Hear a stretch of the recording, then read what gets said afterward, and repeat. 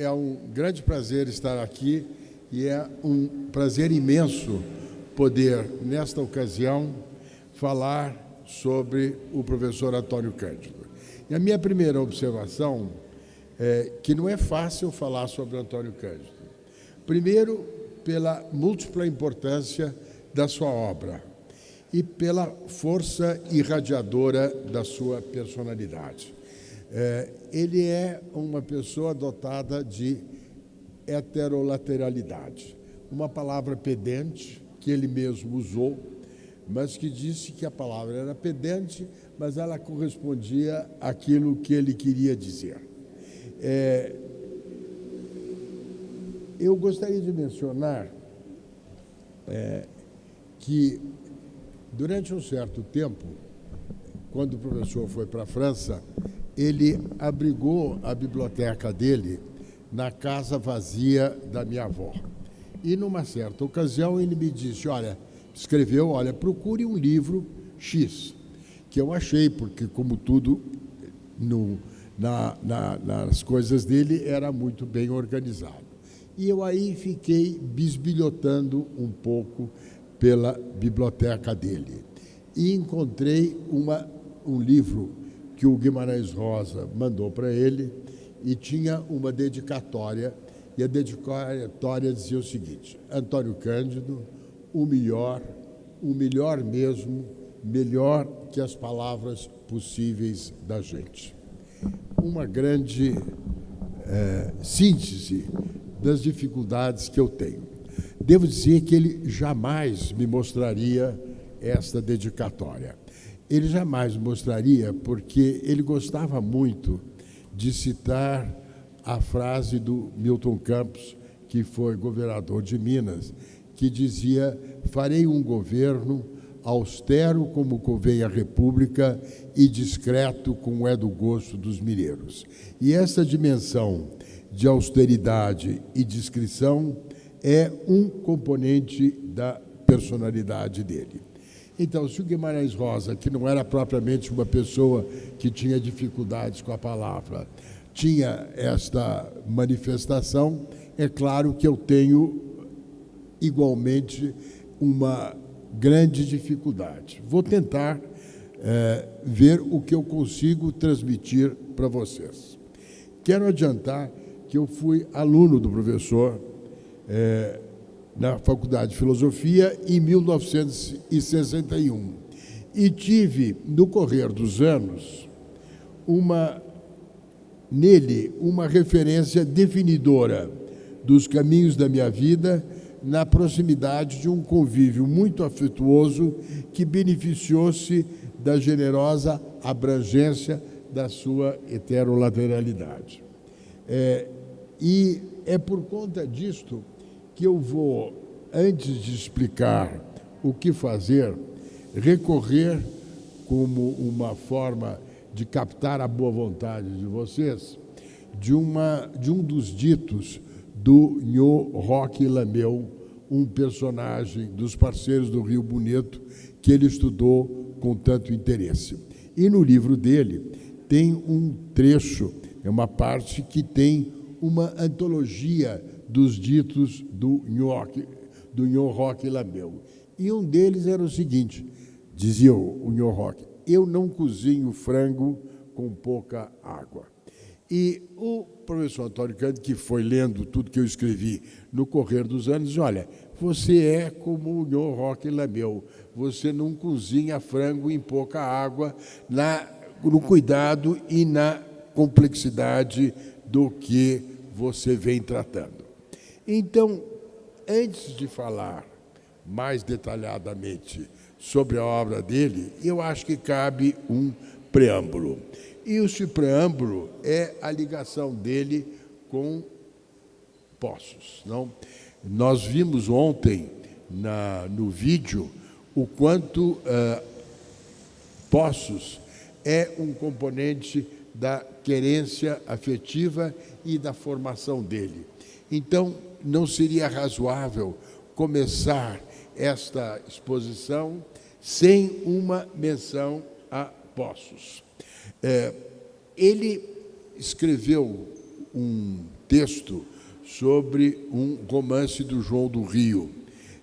E, ao falar sobre esse romance do João do Rio, que se passa em Poços, ele faz uma rápida descrição do que era a cidade, do que ela significava como uma prestigiada estação de águas de relevância, não só no Brasil, mas com alcance mais amplo.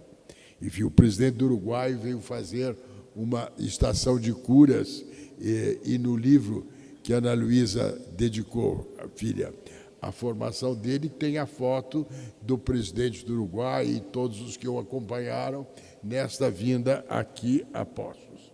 E ele aponta também a importância dos melhoramentos que Poços teve no decênio de 30, como, por exemplo, a remodelação da cidade, a construção dessas termas em que nós estamos, do Palace Hostel, onde eu estou muito felizmente hospedado, e do cassino, que eu ainda não tive a oportunidade de ver.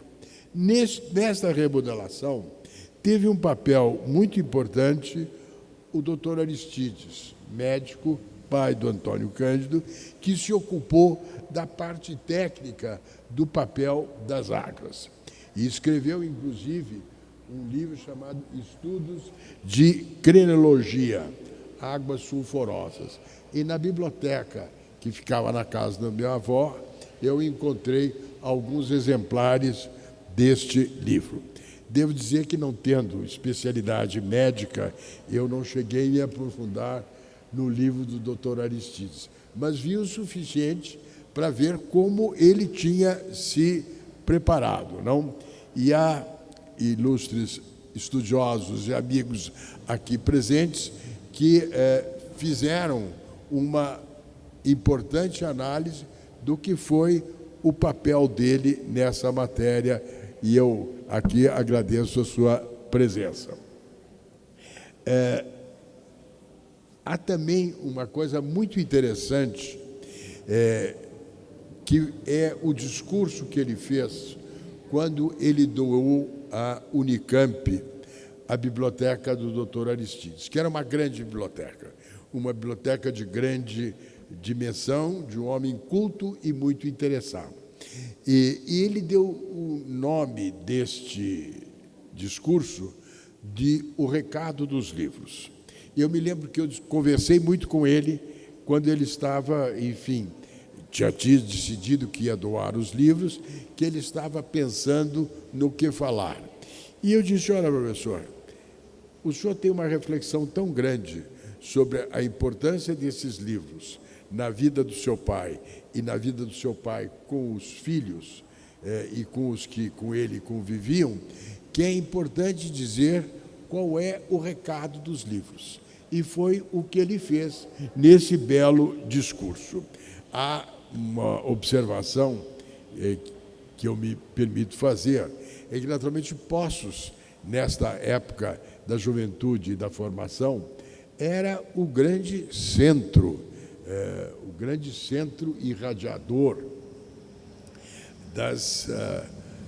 dos encontros. Não? Ele era uma cidade bonita e era, ao mesmo tempo, uma cidade que se via vivificada pela presença de um grupo de pessoas que vinham normalmente fazer uma estância de águas, e o que tornou a cidade uma espécie de grande centro de ressonância daquilo que se passava no país.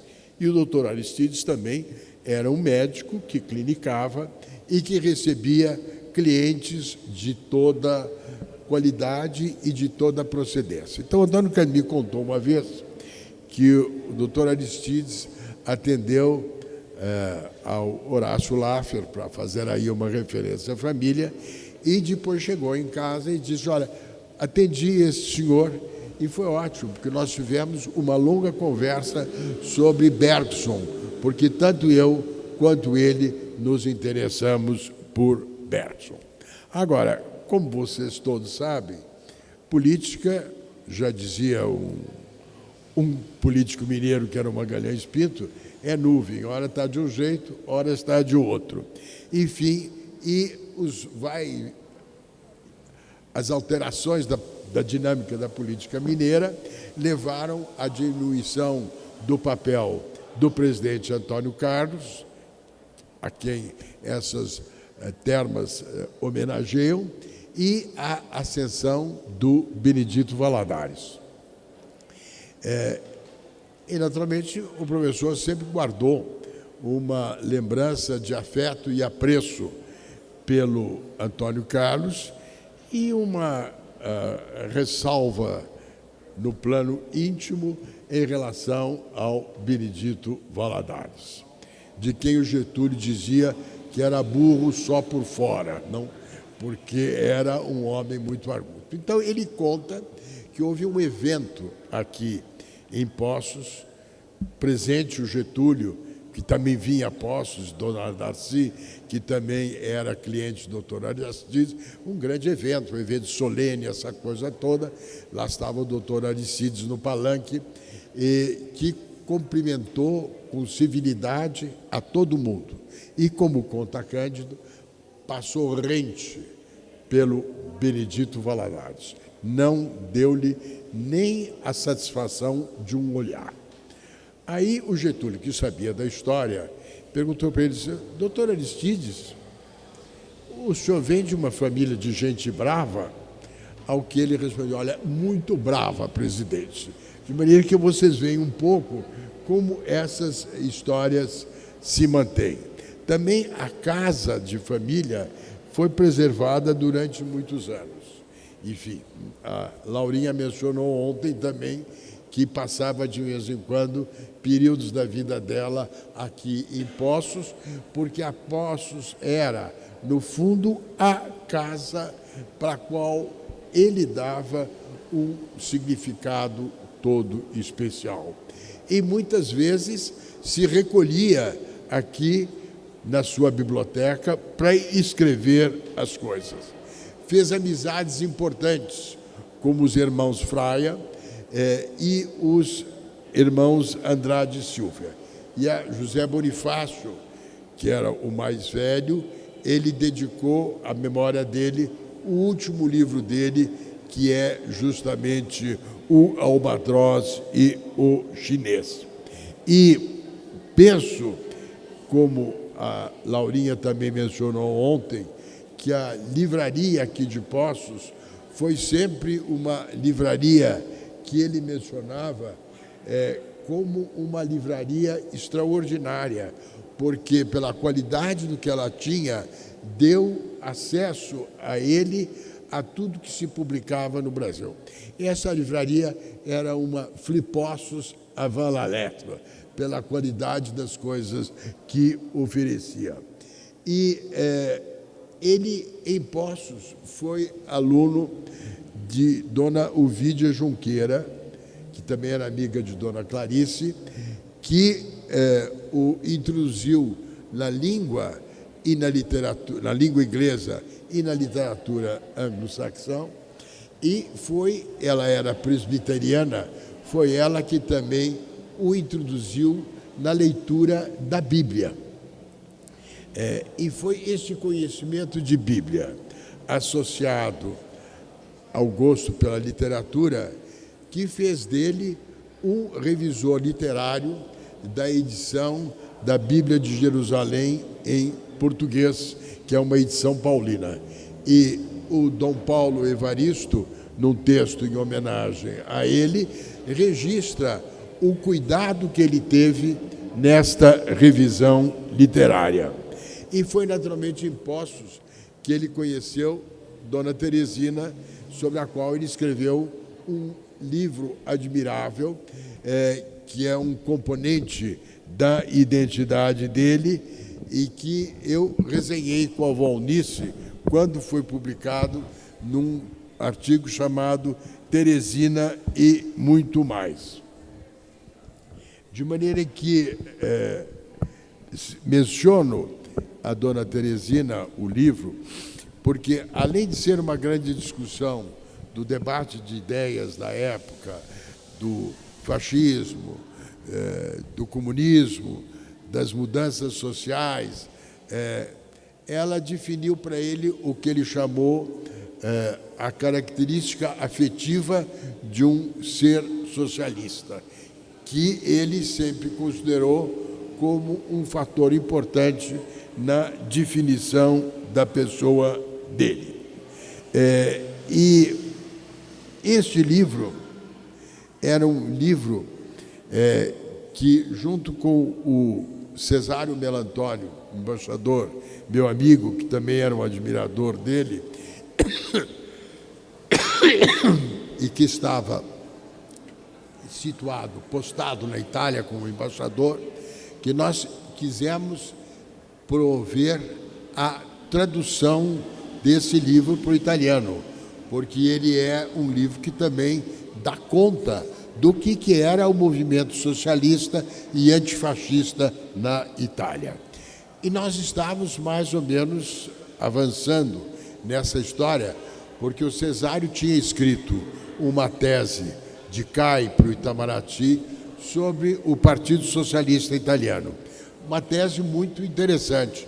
Também me interessou porque o Bobbio, que é outra referência minha, era um prócer do Partido Socialista Italiano.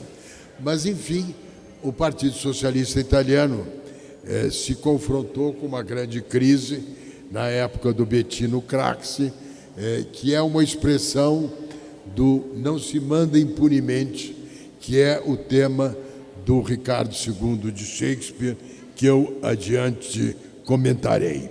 Então, para tentar agora avançar, eu vou fazer um recorte seguinte. Esta pluralidade de perspectivas da obra do professor é grande. E não só sou eu que diz isto, não. Os muitos autores que escreveram sobre ele, nos diversos livros em homenagem a ele, escritos no correr dos anos, mostram a pluralidade de autores. E eu, então, no correr dos anos, procurei também contribuir com a minha visão da relevância do trabalho dele. E eu acho que, no que eu fiz, eu me deixei influenciar, primeiro, pelas aulas dele, que eu adiante vou referir.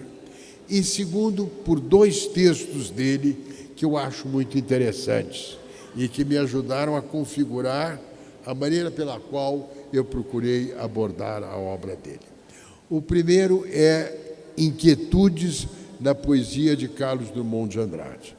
Ele tinha uma imensa admiração pelo Drummond, tinha uma relação de boa proximidade, e neste ensaio ele diz que há certas inquietudes da pessoa Drummond que se refletem na obra dele. E essas inquietudes e o jogo dessas inquietudes ajudam a compreender o significado da sua poesia. O outro é um esquema de Machado de Assis, que é uma grande análise em que ele procura mostrar que Machado de Assis é um autor de muitos lados, polissêmico, como diriam os estudiosos de teoria literária. E ele significa várias coisas para vários públicos e para várias camadas. Então, a minha ideia era a de que, por aí, nós poderíamos ter uma fonte de inspiração. Eu vou depois concluir dando alguma indicação do meu longo relacionamento com ele e como foi tão importante e decisivo na minha vida. O primeiro livro dedicado a ele, de estudos de homenagem a ele, é um livro que eu organizei, que se chama Esboço de Figura. É um livro de 1979, que eu organizei inteiramente à revelia dele, porque ele jamais aceitaria que eu fizesse este livro. Não? O Iglesias, num bonito texto sobre o professor, diz que o Murilo Rubião queria ter feito isto e pediu a ele que trabalhasse nesse sentido. E que ele diz, olha, não vai dar porque ele não vai aceitar e não vai ter jeito. Mas diz o Iglesias que eu, felizmente, tive a iniciativa, convidei-o para escrever no texto e ele se confrontou com um fait accompli quando nós levamos o livro para ele. Na minha contribuição, o meu ponto básico foi o seguinte: há nas inquietações dele uma relação entre ordem e desordem, o a favor e o contra. E esta relação não é uma dicotomia excludente, ou ordem ou desordem. Não é também uma ordem e uma desordem que levam a um terceiro termo. Ela é um contínuo, e é um contínuo em movimento. Ela não é, portanto, um out-out, mas ela é uma dicotomia nas quais os dados, os dois termos, permanecem como afirmação ou negação e são percebidos como um contínuo. Esse contínuo, como diz o Bose, e eu acho que com razão, não são uma conciliação, são uma mediação. E essa mediação é uma rica mediação, que aparece, por excelência, na Dialética da Malandragem, que é um grande ensaio sobre as memórias de um sargento de milícias do Manuel Antônio de Almeida. Neste livro, a grande arte da análise do Antônio Cândido é mostrar como os personagens passam da ordem e para a desordem e vice-versa. E que isto também é uma maneira, pelo que os estudiosos, e ele mesmo chamava de redução estrutural, é também uma explicação da sociedade brasileira de favor do século XIX. É um pouco uma grande explicação da maneira pela qual ele tratou, nos diversos ensaios de tese e antítese, os personagens que, ora, oscilam entre a ordem e a desordem. Ele diz, no texto mais recente, sobre por que eu sou um crítico literário. E ele diz o seguinte: olha, eu sou um crítico literário porque eu tenho uma espécie de espírito de resenha, não? Eu me interesso por muitas coisas e, ao mesmo tempo, eu tenho um espírito de seleção. Eu sou capaz de, na multiplicidade dos meus interesses, saber selecionar o que me parece relevante dentro de um contexto. E é por isso que ele diz, e eu cito a ele: a literatura sempre teve uma posição privilegiada na tentativa de me conhecer e de conhecer tanto o meu semelhante quanto a própria vida. Tenho pouca capacidade de abstração, dependo mais da intuição e da sensibilidade, de modo que a literatura foi para mim o que são para os outros a ciência e a filosofia. Uma consequência disso foi o interesse especial pelos autores que, por assim dizer, filosofam literariamente. Fim de citação. Daí, por exemplo, o nunca desmentido apreço do professor pelo Jean Mogouet, que foi o professor dele, e tem um ensaio sobre o Mogouet, que está em O Albatraz e o Chinês, que diz o seguinte, o título é muito bom, A Importância de Não Ser Filósofo. Então, os textos do professor, com a qualidade da sua escrita, conferem à sua obra de crítico literário a rara dimensão da criação literária, que nos seus textos, assim como na perfeição das suas aulas, cerca de muitos lados as faces da vida refletida na literatura. O segundo volume, organizado em homenagem a ele, chama-se Dentro do Texto, Dentro da Vida. Não? É um pouco um título recolhido de um trabalho que ele escreveu sobre o Silvio Romero e dá continuidade com maior abrangência ao que está em Esboço de Figura. Foi publicado em 92 sob os auspícios do Instituto Moreira Salles, Casa de Cultura de Poços de Caldas. Vincula-se, assim, o livro à sua querência que hoje o homenageia. Esta época, quando esses estudos foram preparados e reunidos, era uma época de grande discussão política, não? Fim do regime militar, redemocratização, Constituição de 88. Então, o tema da política estava muito na ordem do dia. E, por conta disto, eu resolvi escrever um texto sobre as ideias e a política em Antônio Cândido.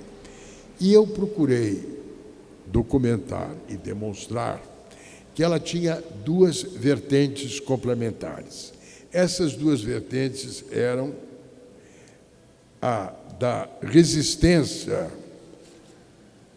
à opressão, uma resistência de abrangência pluralista que comportava frentes amplas no período do regime militar e do Estado Novo, e o da construção de uma identidade socialista consolidada à redemocratização, que no caso foi a Constituição de 46 e a Constituição de 86. A de 46 levou à adesão dele ao Partido Socialista Brasileiro, cujo lema era socialismo e liberdade. O formulador do lema era o João Mangabeira. E ele imitava muito bem, ele tinha grande talento de imitação. Então, ele imitava o João Mangabeira dizendo, enfim, liberdade sem socialismo não é socialismo. Socialismo sem liberdade não é socialismo. Então, ele fazia o jogo, não, da interação entre os dois termos, e que depois o levou a aderir e a ser uma referência do Partido dos Trabalhadores. Agora, o que eu exploro no meu texto é que o Antônio Cândido nunca se considerou uma pessoa com vocação para militância política. Ele dizia, olha, eu milito por dever moral. Não? É o dever moral que me impele à militância. E é por conta disto que eu procurei explorar uma reflexão que foi a do Afonso Arinos em Esboço de Figura. Não? Realmente, o doutor Afonso também era um bom mineiro, tinha com ele essas afinidades na reflexão sobre Minas e dizia que era importante levar em conta que ele, Antônio Cândido, era um mestre, ele não era um líder, não? E mestre, dizia o Afonso Arinos, que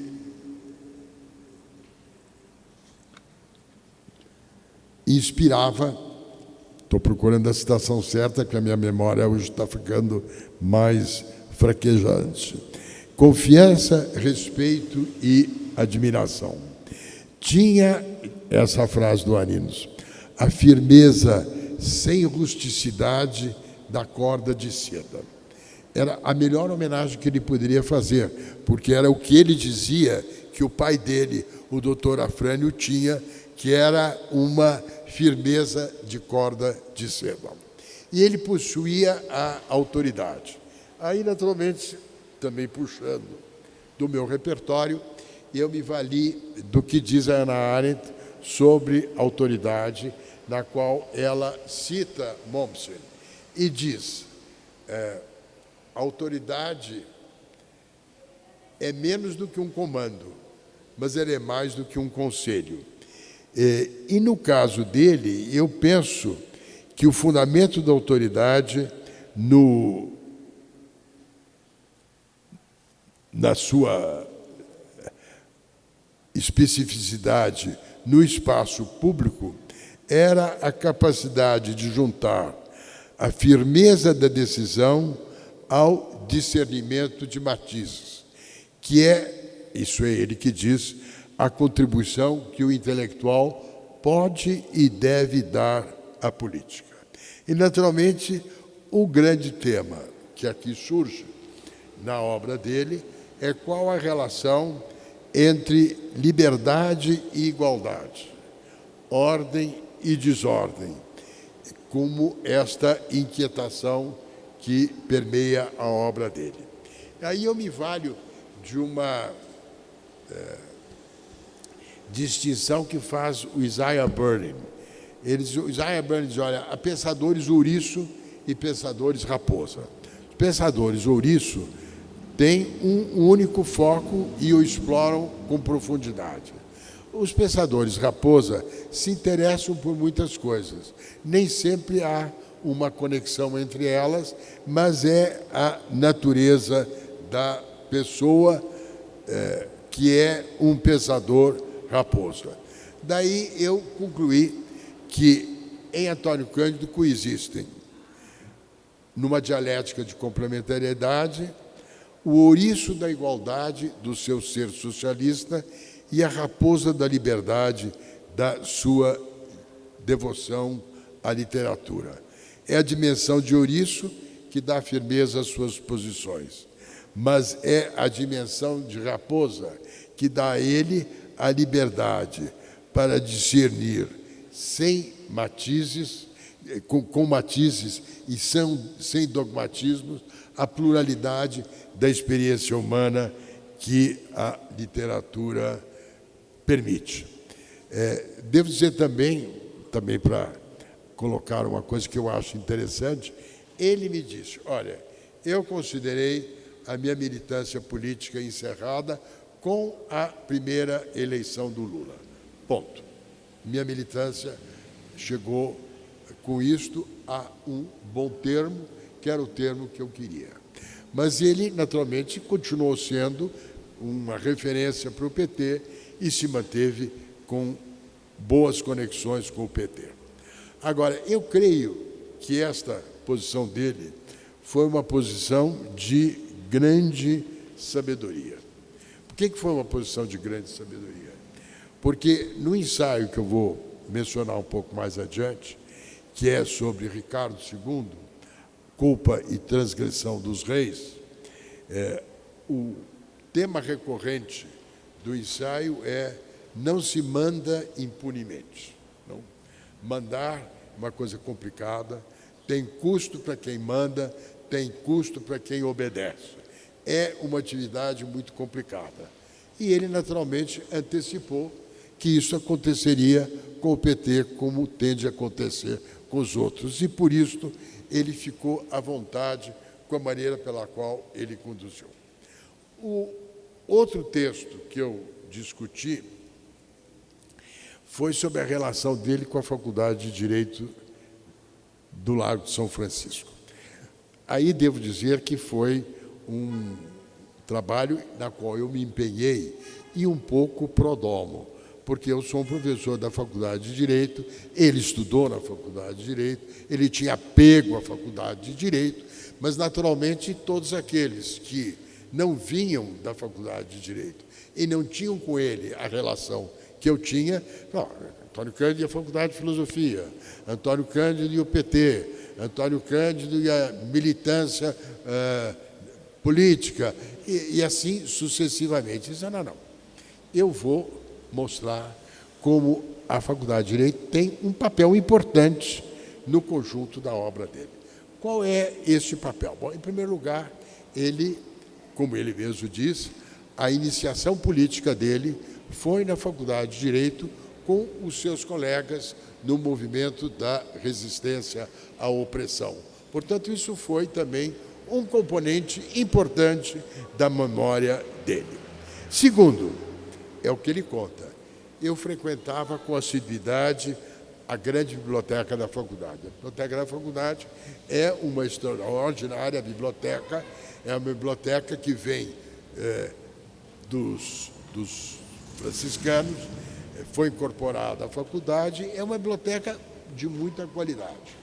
E foi lá, diz ele, que ele gostava de ficar, gostava de olhar o quadro do Álvares de Azevedo, que foi, entre os poetas tutelares da faculdade, aquele que ele mais apreciava.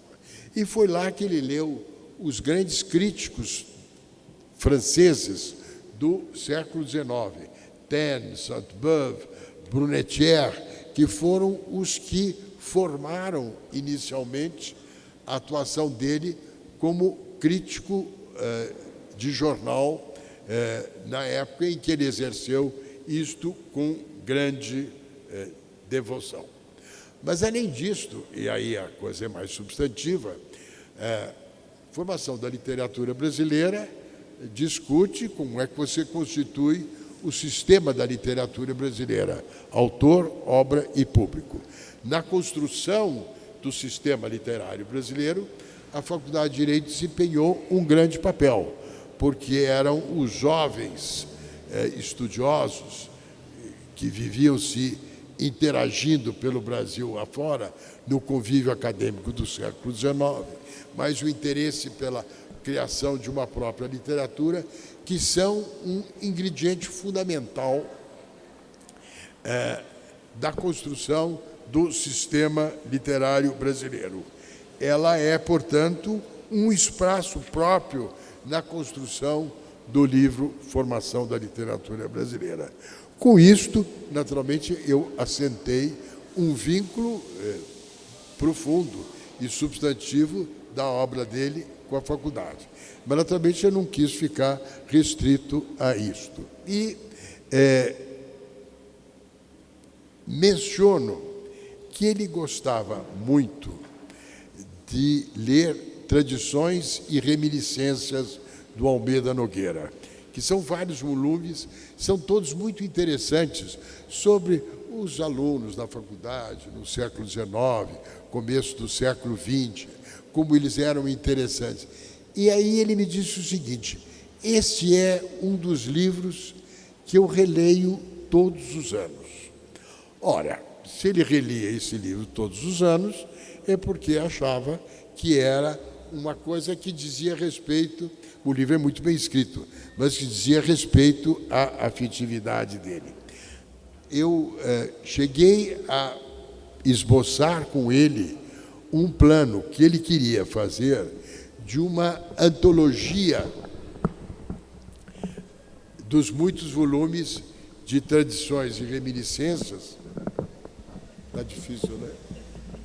Desce. De Tradições e Reminiscências, e foi um projeto que nós discutimos com a Associação dos Antigos Alunos, mas da qual ele era, os antigos alunos da faculdade, da qual ele era sócio honorário e gostava de ser sócio honorário. Mas, infelizmente, isso não se frutificou. Mas foi na faculdade, na sala dos estudantes, eu estava lá, eu presenciei, que ele fez a exposição do direito à literatura num evento patrocinado pela Comissão Justiça e Paz. Então, eu posso dizer, I was present at the creation. E foi na sala dos estudantes da faculdade e ele achou muito natural que lá fosse. Como vocês sabem, eu acho, é o que eu discutia com ele, que este texto foi o arremate da sua incompleta, mas sempre presente, formação jurídica, enriquecida pela amplitude da sua reflexão sobre literatura e sociedade. Os direitos humanos representam um papel novo do direito na sociedade. Representam a passagem do dever do súdito para o direito do cidadão. E tem como partida o princípio da igualdade e do seu corolário lógico, a não discriminação. A construção da agenda dos direitos humanos parte disso. E ele, nesse texto, elabora com muita e fina sensibilidade a sensibilização igualitária que vai se afirmando nas sociedades do século XIX e do século XX, que é o papel do povo na literatura. Não? Victor Hugo é sempre um exemplo que ele dava. E ele tira as consequências desta sensibilização igualitária para construir o direito à literatura. Como eu também venho trabalhando a temática dos direitos humanos, ele constrói o direito à literatura como um direito de crédito ex parte populi, que pertence ao povo, de alcance geral e igualitário e sem qualquer tipo de discriminação. Agora, a originalidade da formulação dele é que a literatura é um bem incompressível, não dá para comprimir, que é uma observação que ele extrai do padre Lebré, com quem ele teve muito convívio. Então, é um bem incompressível, como o alimento, a casa e a roupa. Por que ela é um bem incompressível? Porque ela resulta da necessidade básica da fruição da criação ficcional, ou seja, do papel da fabulação na vida. E assim como não é possível o equilíbrio psíquico sem o sonho durante o sono, não há equilíbrio social sem a literatura. A literatura, diz ele, é uma atividade sem sossego. É como o sonho acordado das civilizações. É um fator de humanização. Ao dar forma aos sentimentos, organiza-nos em todos os diversos níveis da cultura, sem distinção entre cultura popular e cultura erudita. E ele prossegue: a literatura confirma e nega, propõe e denuncia, apoia e combate, fornecendo a possibilidade de vivermos dialeticamente os problemas. Por isso, diz ele, é indispensável tanto a literatura sancionada quanto a literatura proscrita. A literatura não corrompe nem edifica, mas ela traduz livremente o que chamamos de bem e o que chamamos de mal, e humaniza no sentido profundo, porque faz viver, superando o caos pela organização da palavra. É um ingrediente crítico da formação do ser humano. É uma expressão da liberdade como Bildung, não como construção da pessoa. Em síntese, é mais uma expressão, no meu entender, na obra dele, dessa relação entre a favor e contra, não? Entre essas inquietudes que permeiam a obra dele. Havia um esforço de se fazer um livro em homenagem aos 100 anos dele, que ele não chegou a ver, porque na fórmula sóbria italiana é mancato all'affetto dei suoi.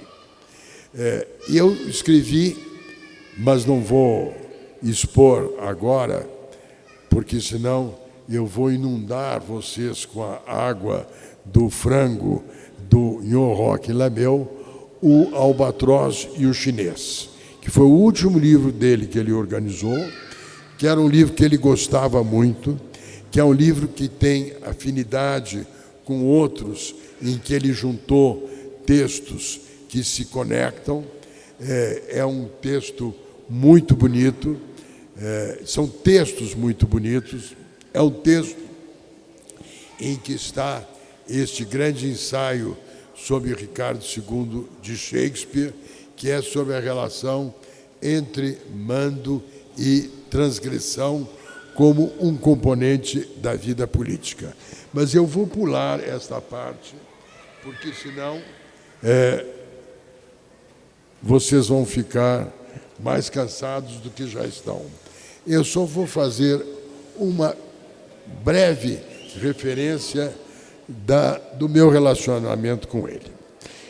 Eu vou dizer que eu conheci o professor primeiro por escrito, porque no colegial do Dante Alighieri eu li Ficção e Conficção, um admirável estudo sobre o Graciliano Ramos, que era originalmente a introdução à edição de Caetés. Eu fiquei deslumbrado com este texto e pus-me a conversar com uma colega minha do Dante, a Camila Mendes de Almeida, que, além do gosto da leitura e da leitura, tinha a visa atrativa de uma grande beleza, de maneira que, então, era um estímulo literário, instigado também pelo prazer de conversar com uma pessoa tão bonita. E, naturalmente, a conclusão que nós chegamos é: olha, nós nem precisamos ler o Graciliano Ramos, nós já sabemos o que ele é e o que é a obra. E foi o que me levou a ler um prefácio que ele fez a páginas avulsas do Plínio Barreto, que é um ensaio muito interessante sobre a concepção da crítica, o que significa a crítica, que eu também achei muito interessante. Então, com base nisso,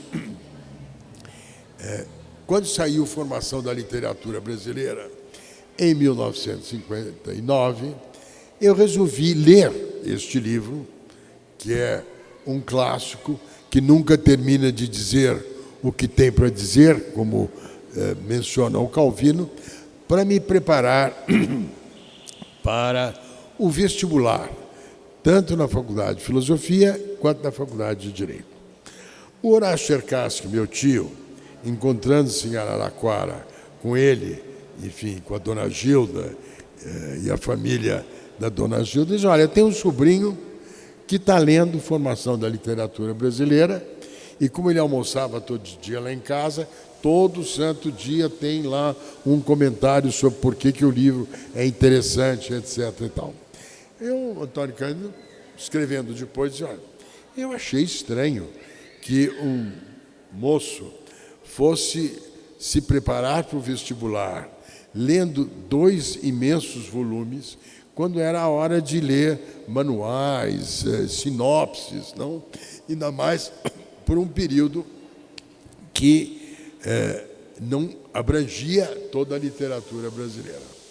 Bom, enfim, quando eu me inscrevi para fazer o curso dele sobre teoria literária e literatura comparada, ele naturalmente topou com o tal sobrinho do Horácio, que Horácio tinha sido colega dele na Faculdade de Direito, e ambos tinham participado da resistência à opressão naquele período, e disse: olha, estou com uma certa boa vontade com esse rapaz, que já começou a vida na faculdade lendo esses dois livros. E foi assim que eu me tornei seu aluno regular, e este foi o início do nosso relacionamento pessoal. O curso foi um curso fantástico, em que ele desbravou coisas interessantes, porque a visão dele sobre a personagem e sobre o romance era ampla. Então, tinha uma aula que o Paulo Emílio Salles Gomes deu sobre cinema, o Décio sobre teatro, o Anatol Rosenfeld, aí mais filosoficamente, sobre o que é o ser fictus do romance. E isso tudo depois entrou no livro que a Perspectiva reeditou muito, chamado A Perspectiva, a Personagem de Ficção.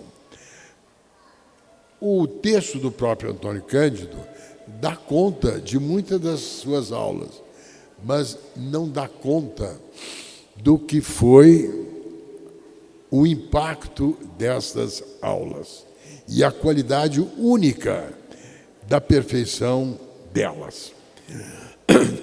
O professor Reale dizia que as janelas do espírito se abrem por dentro, e o dom de um professor é conseguir abrir as janelas de espírito dos seus alunos.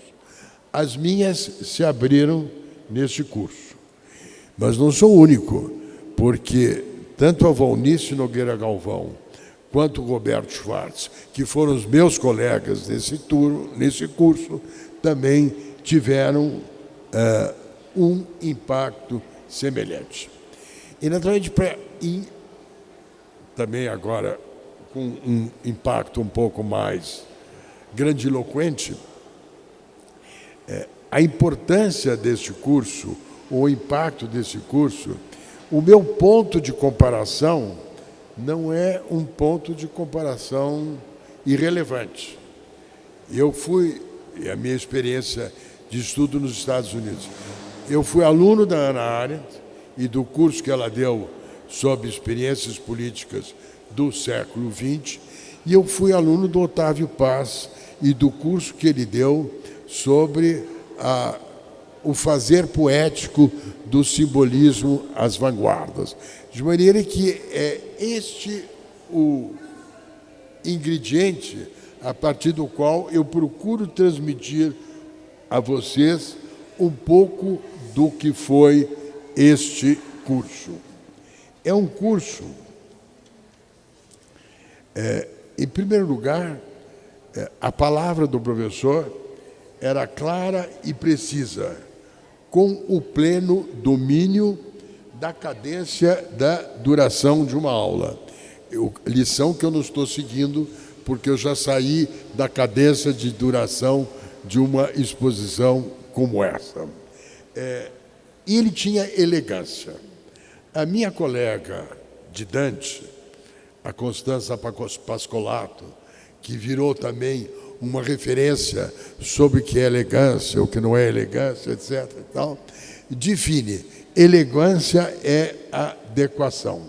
E, naturalmente, ela é uma definição perfeita, porque a elegância da adequação era uma característica do professor, inclusive na sua aparência.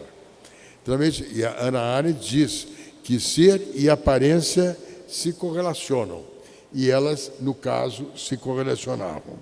E Dona Gilda, que sabia e escreveu sobre o espírito das roupas, dizia que a roupa, fosse qual fosse a sua precedência, se assentava naturalmente como se tivesse sido feita em Savile Row. Era perfeita, não ficava.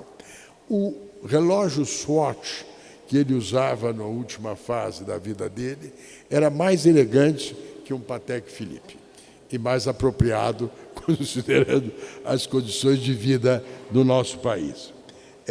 E ele, neste curso, tratou do romance. E uma das coisas que ele usou como bibliografia foi um livro do Foster, que era um romancista, Passage to India, em que o Foster diz, olha, existem flat characters e round characters, não? Tipos e personagens mais complexas. As personagens mais complexas, na diversidade dos enredos, revelam a complexidade contraditória de cada um de nós. Daí o tema, volta ao meu refrão, ordem e desordem na obra dele. Coisa que um livro como Tese e Antítese registra perfeitamente, mas vem sempre no correr de toda a obra dele. É o que permite a mim dizer que os tais dos crespos do homem é um dado da vida social e da vida política, e foi uma lição de vida que eu guardei desta experiência e que é parte dessa história. O romance que eu analisei como trabalho de aproveitamento, e falo porque também é sempre um exercício de mineridade, foi o romance Abdias, de Ciro dos Anjos. Ciro dos Anjos era uma pessoa de quem ele gostava, de quem ele apreciava e de quem foi amigo. E Antônio Cândido considerava que Abdias era uma diluição aquém do amanuense Belmiro. Mas, ao ler e analisar o Abdias, eu me dei conta de como a memória pode ser um estímulo à criação literária. Em Ciro dos Anjos, nesses romances e depois nas suas memórias, dá um pouco essa dimensão das múltiplas facetas da mineridade, na qual se insere Poços com as suas características próprias de entregar o mosaico do Estado de Minas Gerais. Bom, o curso acabou me dando a oportunidade de conviver com o professor, seja no apartamento da Frei Caneca, seja na Rua Dona Alice, depois transformada em Rua Briaxis, e depois no apartamento da Eugênio de Lima.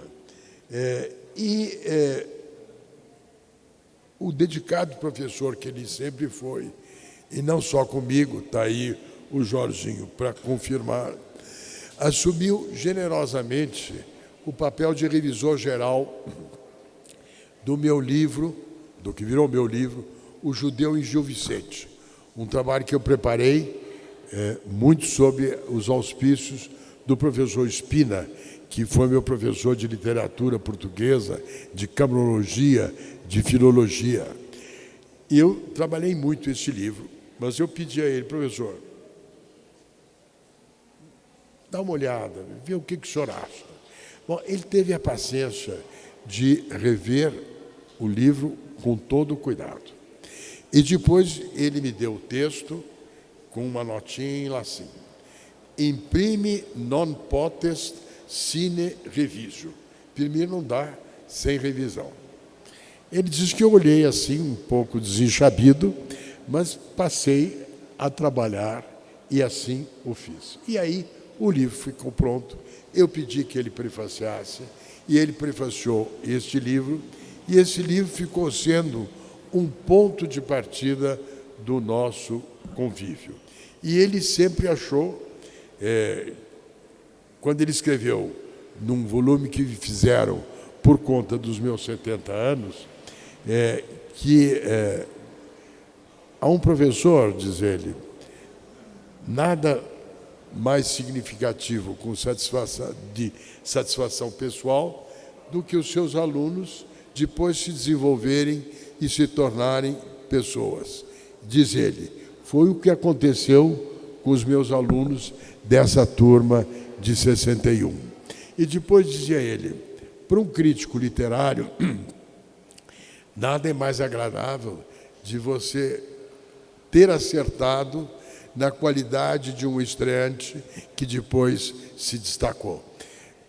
Eu falo isso com uma não sobriedade que ele me recomendaria, mas como uma expressão de uma gratidão profunda por o que foi esta oportunidade única. Eu acho que vale a pena mencionar, aí por conta de São João da Boa Vista, uma carta que ele me mandou. Eu acompanhei, com a ajuda do meu pai, as turbulências práticas da escritura da casa da rua Dona Alice, que deu a ele muito trabalho. Mas, enfim, papai, que tinha experiência nessas coisas, também ajudou e a coisa se resolveu. E aí ele me mandou uma carta. E nessa carta ele dizia o seguinte, olha, eu vou te dar um livro de presente, que é o Discurso do Método de Descartes. Era uma bonita edição, que me deu o professor Oliveira Neto, que foi o meu professor em São João, e era um professor que eu muito apreciava. E aí ele escreveu. O professor, era um amigo mais velho, cordialmente ligado ao mais moço, pela comunhão de interesses e a reciprocidade dos afetos, como ocorre entre nós numa relação inversa de gerações. E era então o jovem e sou agora o idoso.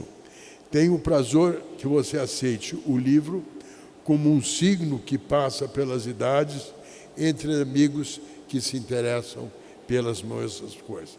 E esse signo é a característica da natureza da nossa relação, de uma amizade sem tropeços e de grande proximidade, também no convívio com Dona Gilda, com a Luísa, com a Laura, com a Marina e com a Meire e os meus filhos. Eu só concluo contando 2 ou 3 coisas. Manuel, meu filho mais velho, foi afilhado dele. E ele foi um padrinho especial. Mas não foi apenas um padrinho interlocutor. Manu é médico. E o professor deu a ele o estetoscópio do Dr. Aristides. O que não poderia ser uma expressão mais profunda de afeto. E conta um episódio que é divertido, que tem a sua graça nessa lembrança. Iracema era uma funcionária do casal e ela disse às tantas ao professor, a propósito dos admiradores da Ana Luísa, a primogênita. Professor, case a Ana Luísa com o Celso. Ele gosta tanto do senhor que ele vai gostar igualmente dela. Não? Essa foi a conclusão que a Iracema chegou.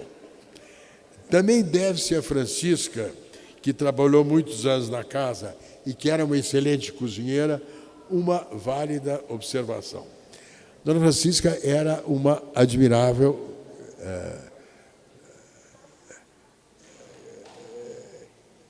e sutil fazedora de pastéis. Estou procurando a palavra certa. E eu adoro pastel. E ele, sabendo que era uma predileção gastronômica, me convidou várias vezes para jantar. E chegava para a Francisca. Dona Francisca, doutor Celso vem jantar. Ao que a Francisca, que era meio carrancuda, respondia, horário de gente ou horário do doutor Celso? Coisa que todo mundo continua usando no meu dia a dia. Ele também tinha grande humor, que ele sabia manejar com a pena da galhofa e também da fala. Não? Ele era também afinadíssimo no entoar de melodias, caipiras ou áreas italianas. Ele sabia imitar muito bem as pessoas.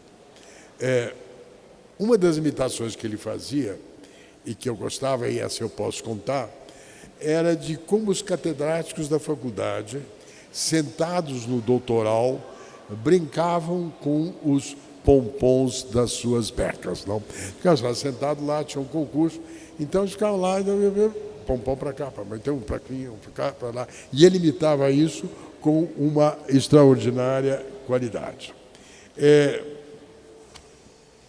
Conto só 2 histórias e termino.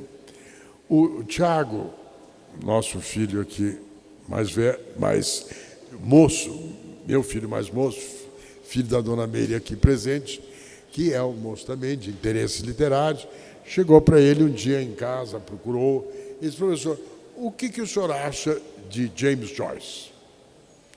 Aí ele disse: Tiago, você viu O Poderoso Chefão? Eu, Tiago, você viu O Poderoso Chefão? Então, você se lembra da passagem do Poderoso Chefão em que o conselheiro diz para o Michael Corleone: Your father respected Hyman Roth. Your father did business with Hyman Roth. Your father never trusted Hyman Roth. Então, eu, em relação ao Joyce, sou mais ou menos a mesma coisa. Eu respeito, eu lido com a obra dele, mas dizer a você que eu confio, não confio. E concluo com uma última história. Houve uma época de uma grande polêmica entre o Zé Guilherme Melchior e a Marilena Chauí. Polêmica acirrada, em que ambos disseram coisas pouco amáveis, uns em relação aos outros, e naturalmente a Marilena, que tinha lá o seu grupo de admiradores, resolveu entrar na briga e defender a Maria Helena e criticar o Zé Guilherme de uma maneira muito desqualificadora e muito desrespeitosa. E o Zé Guilherme estava morrendo, ele teve um câncer e ele estava no hospital, ele estava morrendo. E, portanto, não tinha condições de responder, coisa que ele faria naturalmente, porque era do pendor dele. Aí eu escrevi para ele, falei com ele por telefone e disse: olha, não se preocupe, eu respondo por você. Bom, aí eu escrevi o artigo e levei para o professor. O professor leu o artigo e a resposta dele foi a seguinte: Celso, você conhece a história do Segal e do alfaiate? Aí eu tenho uma ideia. Então, a história é a seguinte: o Paulo Mendes de Almeida, que era muito amigo do Segal, fez um terno ou 2, e o Segal, que era um homem também muito elegante, achou que o alfaiate dele era bom. E me disse: me dá o endereço do seu alfaiate. Ele deu. E aí, uns dias depois, semanas depois, o Paulo Mendes passou pelo alfaiate e o alfaiate disse: olha, esse seu amigo é muito esquisito. Aí o Paulo Mendes disse: mas tem algum problema? Não, olha, ele pagou direitinho, não tem nenhum problema. Ele não retira os ternos daqui. Os ternos ficam no manequim. E ele vem aqui, olha aqui, olha aqui, olha aqui, e depois vai embora. E aí o Paulo Mendes e o Tony Cândido sabiam imitar tanto o Paulo Mendes imitando o Segal, quanto o Segal. O Segal disse para ele: olha, o terno é muito bom, mas não é Segal. E aí, conclusão dele: olha, o seu artigo é muito bom, mas não é você, não é Celso Lafra. Então, eu refiz o artigo, que ficou mais apropriadamente com a firmeza da posição, mas o discernimento dos batistas. Olha, agradeço muito a paciência de vocês. Para mim, eu falaria muito mais sobre ele, mas há um mínimo de conveniência e civilidade que me obriga a concluir. Obrigado.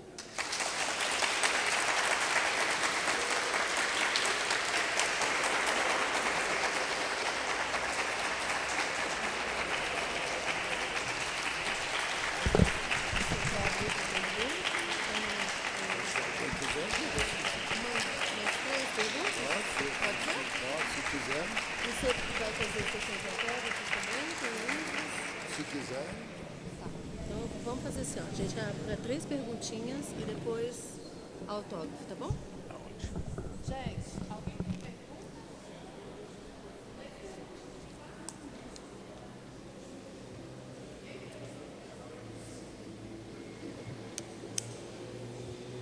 Olá, Celso.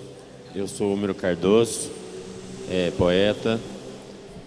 Eu vivi um certo tempo em Ouro Preto. A pergunta que eu tenho é a seguinte: vocês da BL, vocês cultivam essa ideia do Antônio Cândido da literatura brasileira enquanto sistema? E eu quero inserir essa pergunta dentro daquele contexto da pós-modernidade, em que há muita descentralização, fragmentação e perda do sujeito, muitas vezes na esteira de Nietzsche, de tantos pensamentos, por exemplo, que o Paulo Sérgio Rouanet desenvolveu no livro As Razões do Iluminismo. Então a pergunta é essa. Então, para simplificar, se vocês da BL cultivam essa ideia da literatura brasileira enquanto sistema e se há espaço para um antissistema, uma coisa assistemática que caminha junto com ela, essa é a pergunta. Olha, o som não estava tão bom. Deixa eu ver se eu entendi bem a sua pergunta. Se no âmbito da BL cultiva-se o espírito de sistema ou não.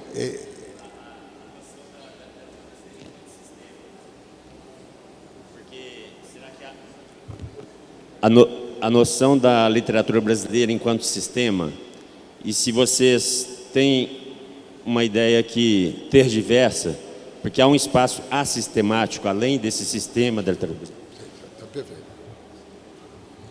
Bom, o livro do professor, Formação, é um livro importante que é, ao mesmo tempo, um livro sobre a formação do Brasil. E ele parte, como ele diz, de que o sistema se constrói quando há uma interação entre autores, as obras e o público. O sistema resulta desse dinamismo. E diz ele, uma das coisas que sempre me incomodou nas críticas que eu recebi de formação é de que as pessoas se circunscrevem a dizer que estão ou não estão de acordo com a ideia de sistema que eu propus.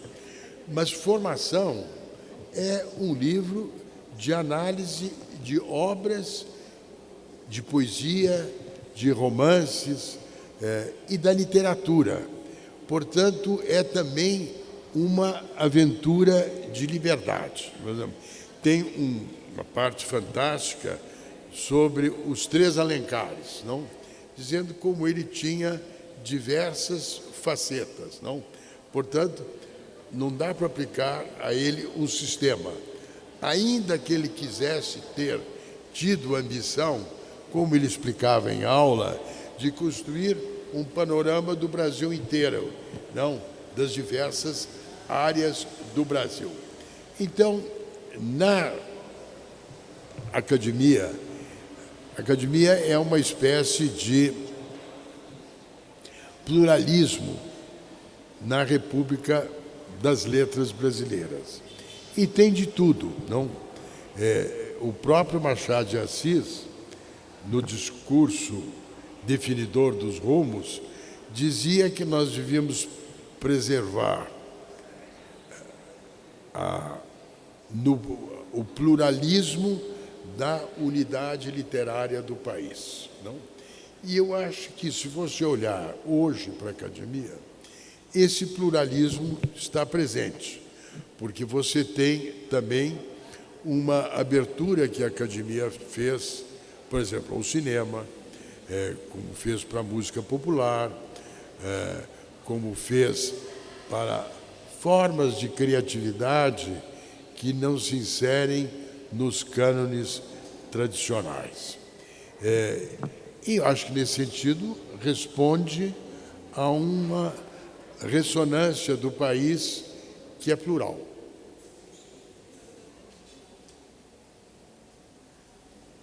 Tem mais alguém, gente? Alguma pergunta a mais?